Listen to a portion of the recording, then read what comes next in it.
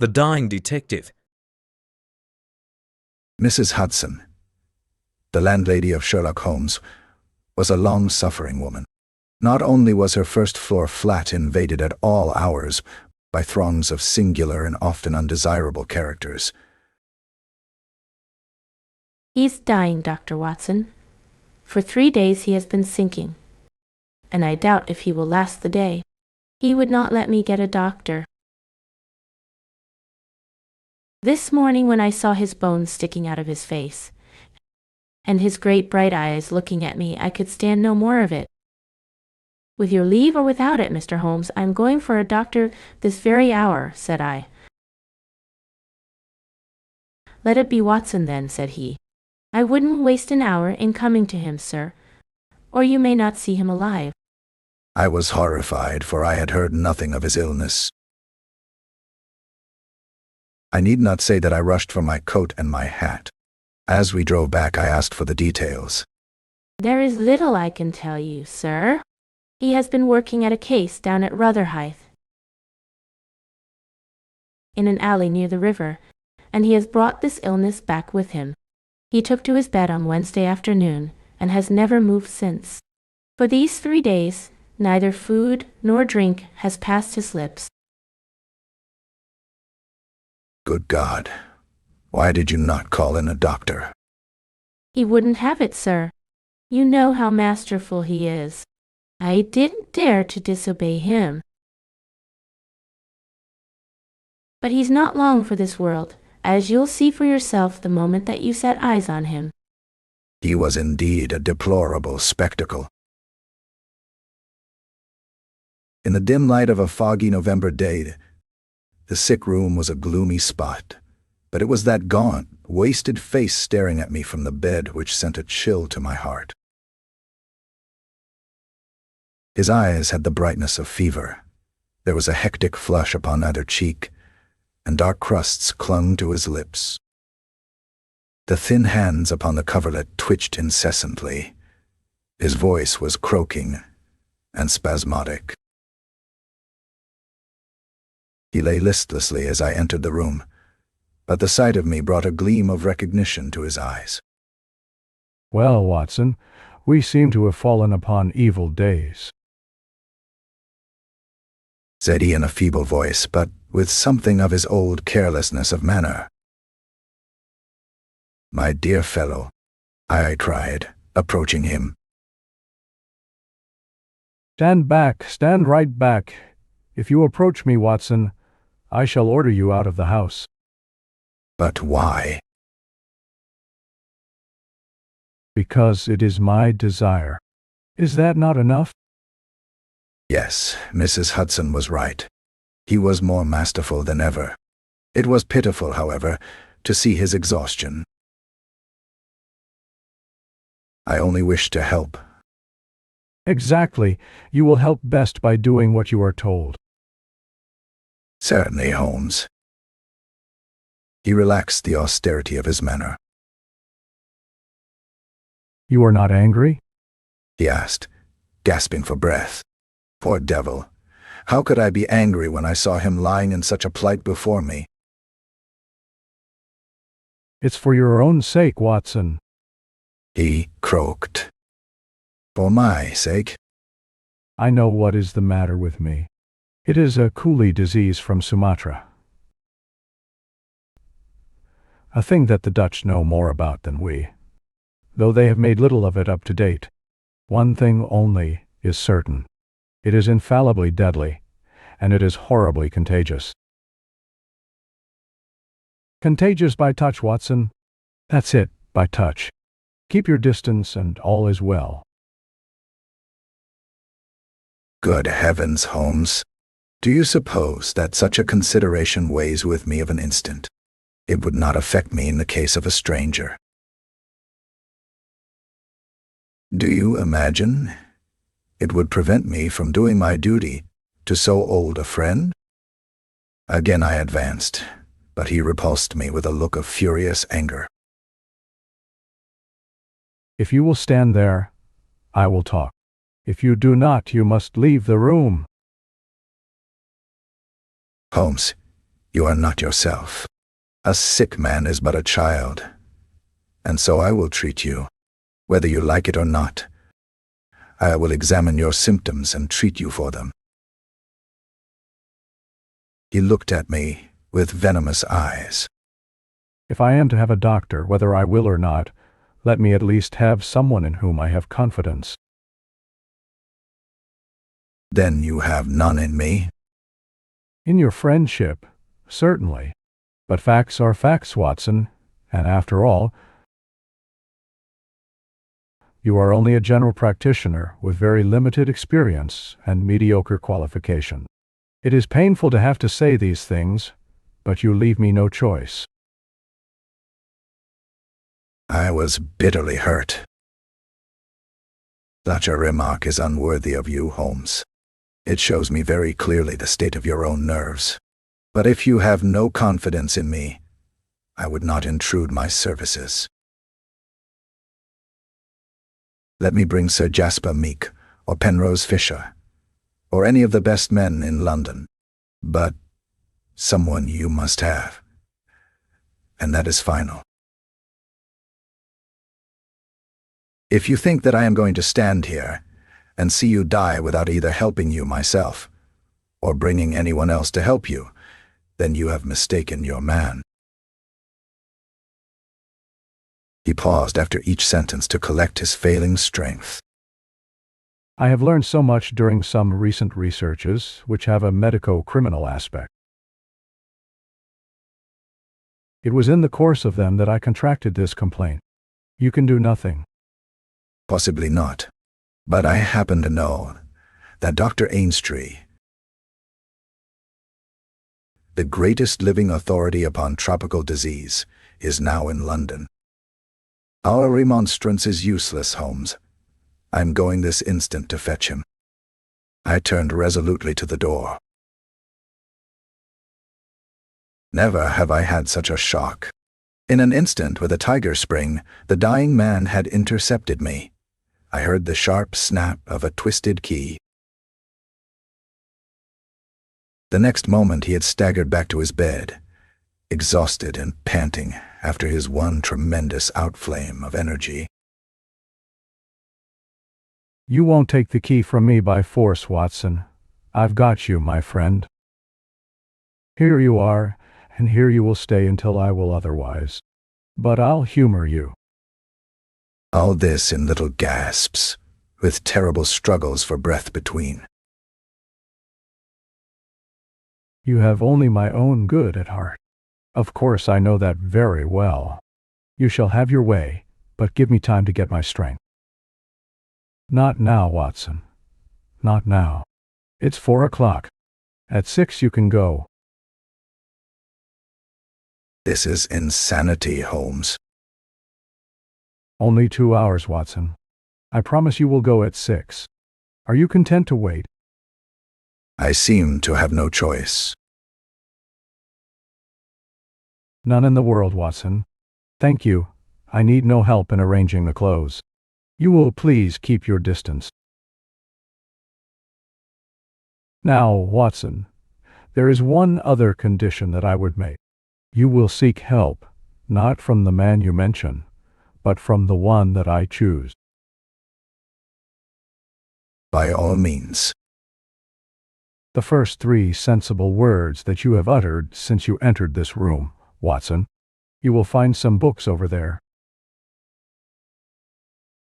I am somewhat exhausted. I wonder how a battery feels when it pours electricity into a non-conductor. At 6, Watson, we resume our conversation. But it was destined to be resumed long before that hour, and in circumstances which gave me a shock hardly second to that caused by his spring to the door. I had stood for some minutes looking at the silent figure in the bed. His face was almost covered by the clothes, and he appeared to be asleep. Then, unable to settle down to reading, I walked slowly round the room, examining the pictures of celebrated criminals with which every wall was adorned. Finally, in my aimless perambulation, I came to the mantelpiece. A litter of pipes, tobacco pouches, syringes, penknives, revolver cartridges, and other debris was scattered over it. In the midst of these was a small black and white ivory box with a sliding lid. It was a neat little thing, and I had stretched out my hand to examine it more closely when it was a dreadful cry that he gave, a yell which might have been heard down the street. My skin went cold, and my hair bristled at that horrible scream. As I turned, I caught a glimpse of a convulsed face and frantic eyes. I stood paralyzed, with the little box in my hand. Put it down. Down this instant, Watson. This instant, I say. His head sank back upon the pillow, and he gave a deep sigh of relief as I replaced the box upon the mantelpiece. The incident left a most unpleasant impression upon my mind. The violent and causeless excitement, followed by this brutality of speech, so far removed from his usual suavity, showed me how deep was the disorganization of his mind. This was raving insanity. He shuddered, and again made a sound between a cough and a sob. You will now light the gas, Watson, but you will be very careful that not for one instant shall it be more than half on. I implore you to be careful, Watson. Thank you.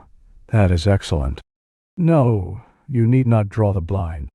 Now you will have the kindness to place some letters and papers upon this table within my reach. Thank you. Now, some of that litter from the mantelpiece. Excellent, Watson. There is a sugar tongs there. Kindly raise that small ivory box with its assistance. Place it here among the papers. Good. You can now go and fetch Mr. Culverton Smith, of 13 Lower Burke Street. To tell the truth, my desire to fetch a doctor had somewhat weakened, for poor Holmes was so obviously delirious that it seemed dangerous to leave him. However, he was as eager now to consult the person named as he had been obstinate in refusing. I never heard the name Holmes. Possibly not, my good Watson. It may surprise you to know that the man upon earth who is best versed in this disease is not a medical man, but a planter. Mr. Culverton Smith is a well-known resident of Sumatra, now visiting London. He is a very methodical person, and I did not desire you to start before 6, because I was well aware that you would not find him in his study. If you could persuade him to come here and give us the benefit of his unique experience of this disease, the investigation of which has been his dearest hobby, I cannot doubt that he could help me. You will tell him exactly how you have left me. You will convey the very impression which is in your own mind. A dying man. A dying and delirious man. Indeed, I cannot think why the whole bed of the ocean is not one solid mass of oysters, so prolific the creatures seem. Ah, I am wandering. Strange how the brain controls the brain. What was I saying, Watson? My directions for Mr. Culverton Smith.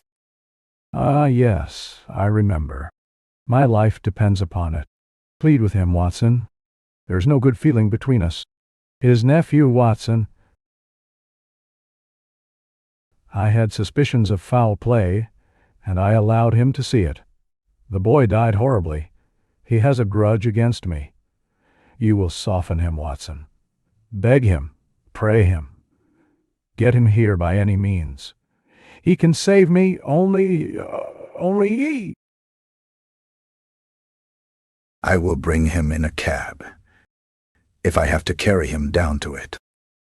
You will do nothing of the sort. You will persuade him to come, and then you will return in front of him. Make any excuse so as not to come with him. Don't forget, Watson, you won't fail me. You never did fail me.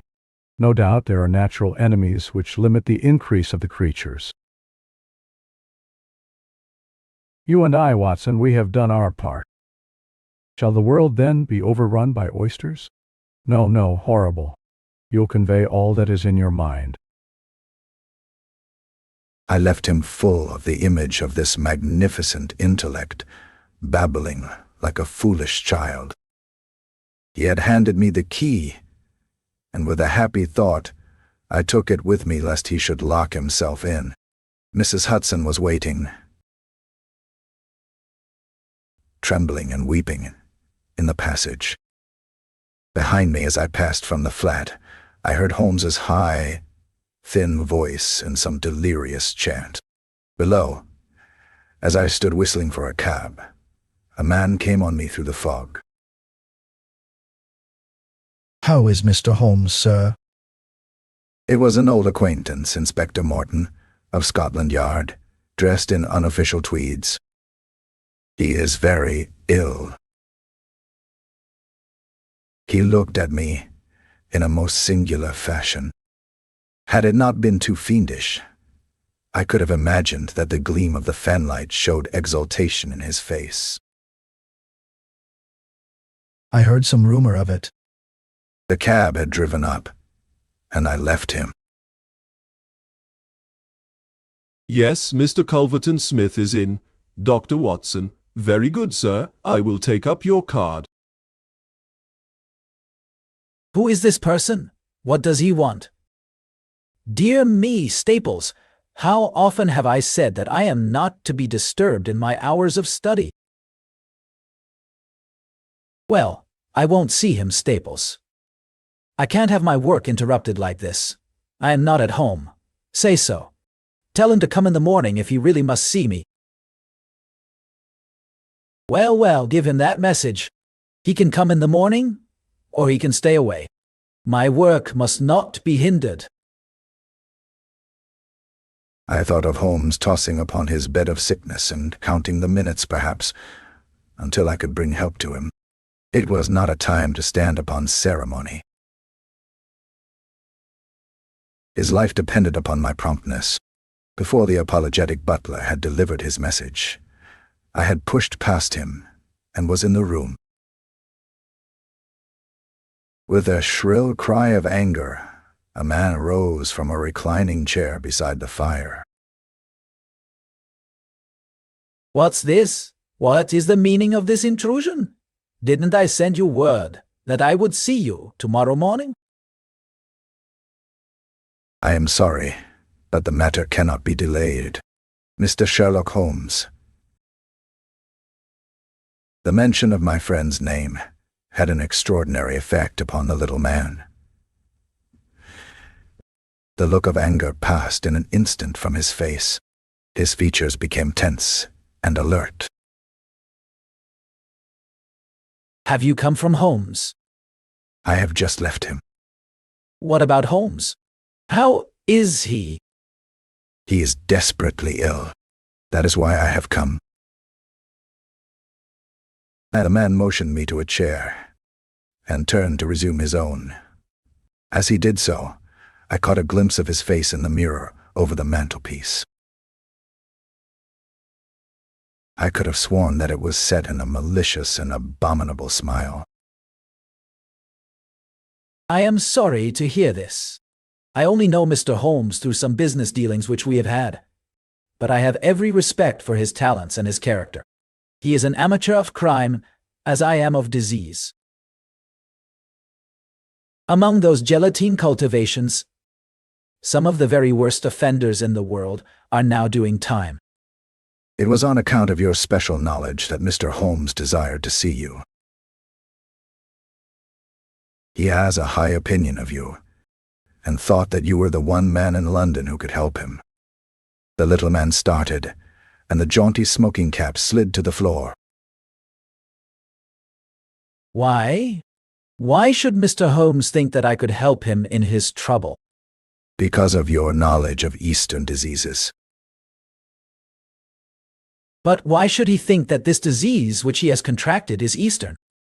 Because, in some professional inquiry, he has been working among Chinese sailors down in the docks. Mr. Culverton Smith smiled pleasantly and picked up his smoking cap. Oh, that's it, is it? I trust the matter is not so grave as you suppose. How long has he been ill? About 3 days. Is he delirious? Occasionally. Tut tut tut. This sounds serious. It would be inhuman not to answer his call. I very much resent any interruption to my work, Dr. Watson. But this case is certainly exceptional. I will come with you at once. I remembered Holmes's injunction. I have another appointment. Very good. I will go alone. I have a note of Mr. Holmes's address. You can rely upon my being there within half an hour at most. It was with a sinking heart that I re-entered Holmes's bedroom. For all that I knew, the worst might have happened in my absence. To my enormous relief, he had improved greatly in the interval. His appearance was as ghastly as ever, but all trace of delirium had left him, and he spoke in a feeble voice. It is true, but with even more than his usual crispness and lucidity. Well, did you see him, Watson? Yes, he is coming. Admirable, Watson. Admirable.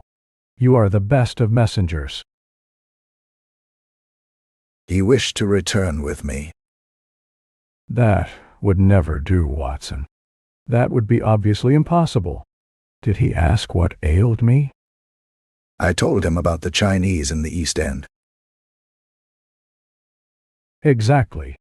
Well, Watson, you have done all that a good friend could. You can now disappear from the scene. I must wait and hear his opinion, Holmes.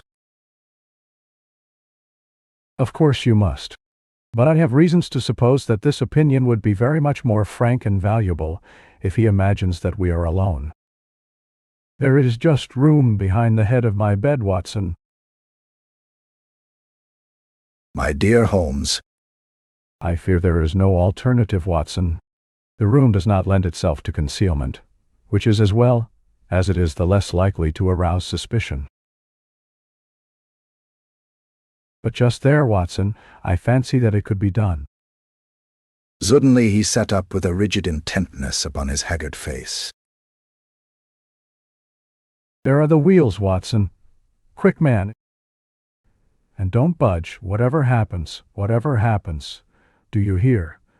Don't speak, don't move. Just listen with all your ears. Then, in an instant, his sudden access of strength departed, and his masterful, purposeful talk droned away into the low, vague murmurings of a semi-delirious man. From the hiding place into which I had been so swiftly hustled, I heard the footfalls upon the stair, with the opening and the closing of the bedroom door. Then, to my surprise, there came a long silence, broken only by the heavy breathings and gaspings of the sick man. I could imagine that our visitor was standing by the bedside and looking down at the sufferer. At last, that strange hush was broken. Holmes! Holmes, can't you hear me, Holmes? There was a rustling, as if he had shaken the sick man roughly by the shoulder. Is that you, Mr. Smith? I hardly dared hope that you would come. The other laughed. I should imagine not. And yet, you see, I am here. Coals of fire, Holmes, coals of fire. It is very good of you, very noble of you. I appreciate your special knowledge. Our visitor sniggered. You do. You are, fortunately, the only man in London who does. Do you know what is the matter with you? The same. Ah, you recognize the symptoms? Only too well. Well, I shouldn't be surprised, Holmes. I shouldn't be surprised if it were the same. A bad lookout for you if it is. Poor Victor was a dead man on the 4th day. A strong, hearty young fellow. It was certainly, as you said, very surprising that he should have contracted an out-of-the-way Asiatic disease in the heart of London. A disease, too, of which I had made such a very special study. Singular coincidence, Holmes. Very smart of you to notice it, but rather uncharitable to suggest that it was cause and effect. I knew that you did it. Oh, you did you? Well, you couldn't prove it anyhow. But what do you think of yourself spreading reports about me like that, and then crawling to me for help the moment you are in trouble? What sort of a game is that, eh? I heard the rasping, labored breathing of the sick man. Give me the water. You're precious near your end, my friend, but I don't want you to go till I have had a word with you. That's why I give you water. There, don't slop it about. That's right. Can you understand what I say? Holmes groaned. Do what you can for me. Let bygones be bygones. I'll put the words out of my head. I swear I will. Only cure me, and I'll forget it. Forget what? Well, about Victor Savage's death. You as good as admitted just now that you had done it. I'll forget it. You can forget it or remember it, just as you like. I don't see you in the witness box. Quite another shaped box, my good Holmes, I assure you.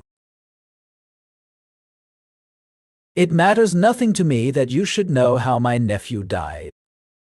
It's not him we are talking about. It's you. Yes, yes. The fellow who came for me, I've forgotten his name, said that you contracted it down in the East End among the sailors. I could only account for it so. You are proud of your brains, Holmes, are you not? Think yourself smart, don't you? You came across someone who was smarter this time. Now cast your mind back, Holmes. Can you think of no other way you could have got this thing? I can't think. My mind is gone.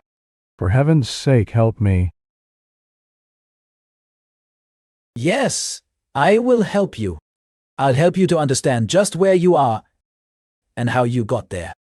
I'd like you to know before you die. Give me something to ease my pain. Painful, is it? Yes, the coolies used to do some squealing towards the end. Takes you as cramp, I fancy. Yes, yes, it is cramp. Well, you can hear what I say, anyhow. Listen now. Can you remember any unusual incident in your life just about the time your symptoms began? No, nothing. Think again. I'm too ill to think. Well then, I'll help you. Did anything come by post? By post? A box by chance? I'm fainting. I'm gone. Listen, Holmes.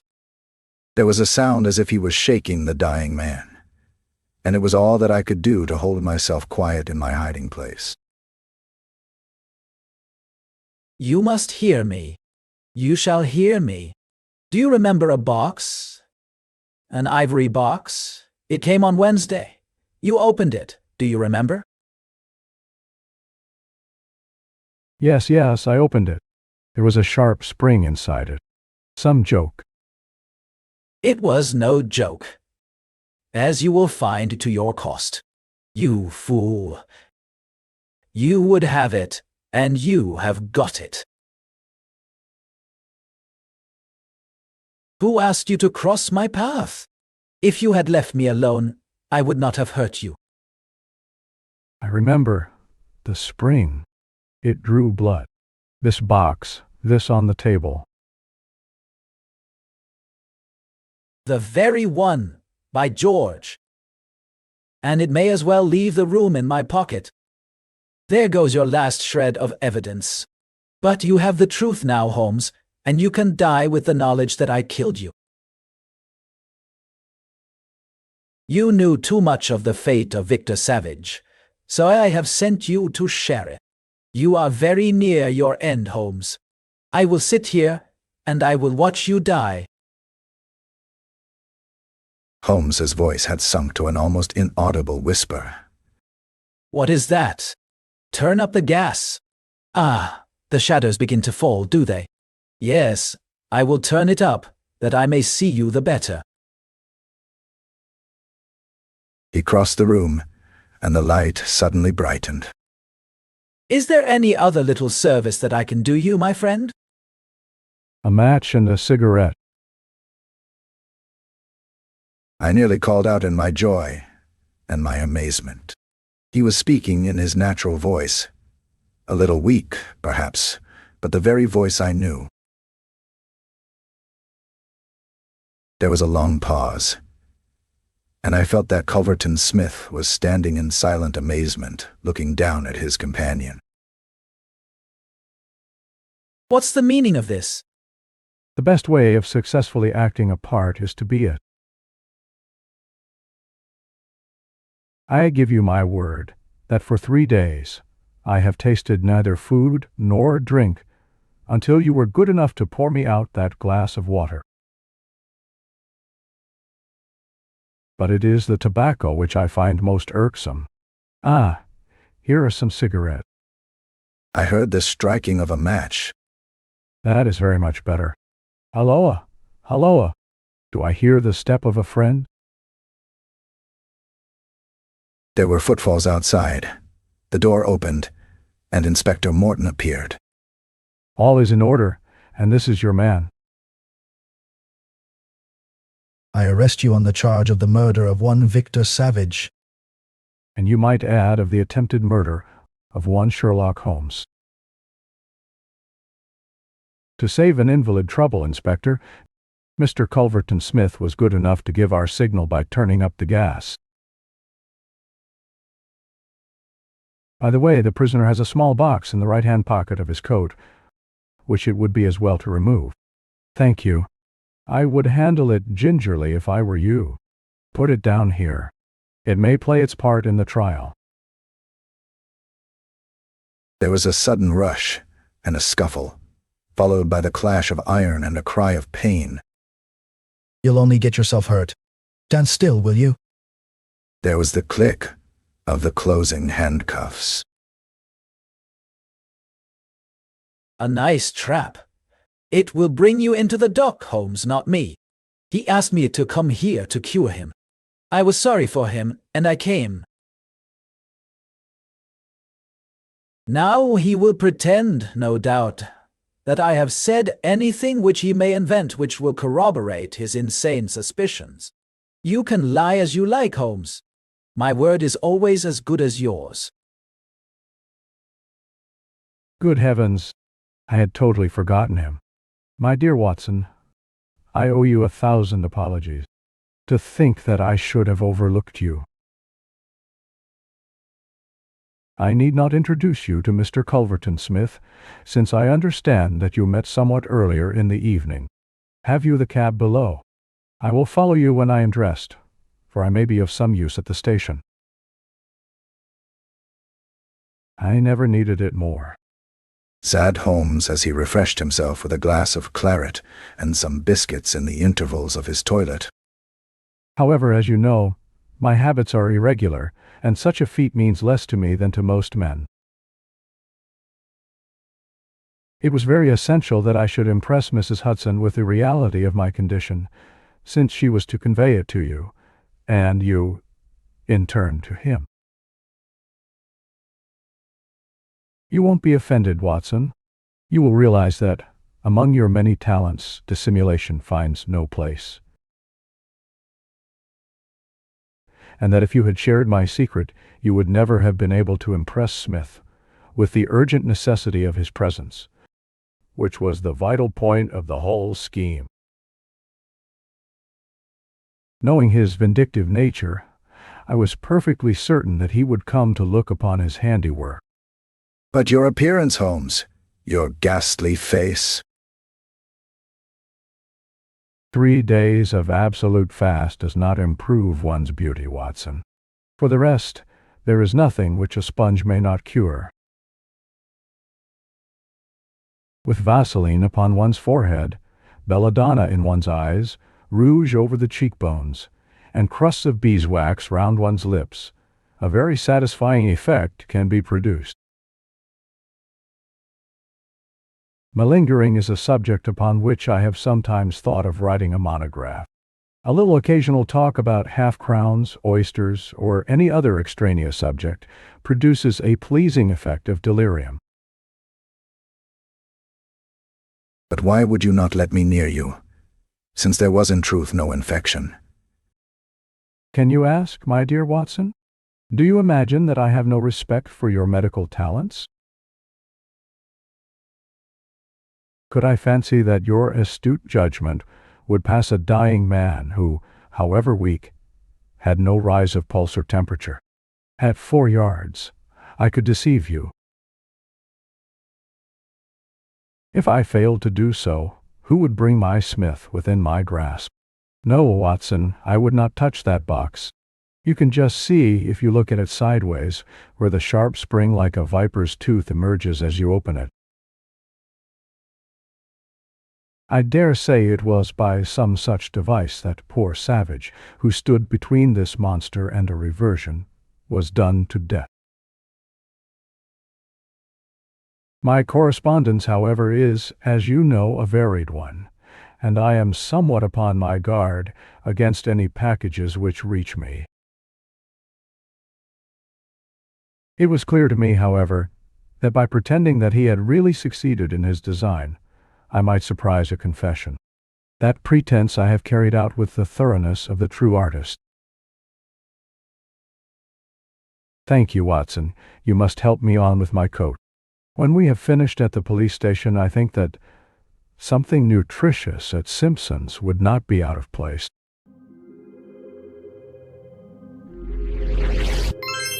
Thank you for watching. Please don't forget to subscribe my channel for more interesting and beautiful stories, and share our content with your friends.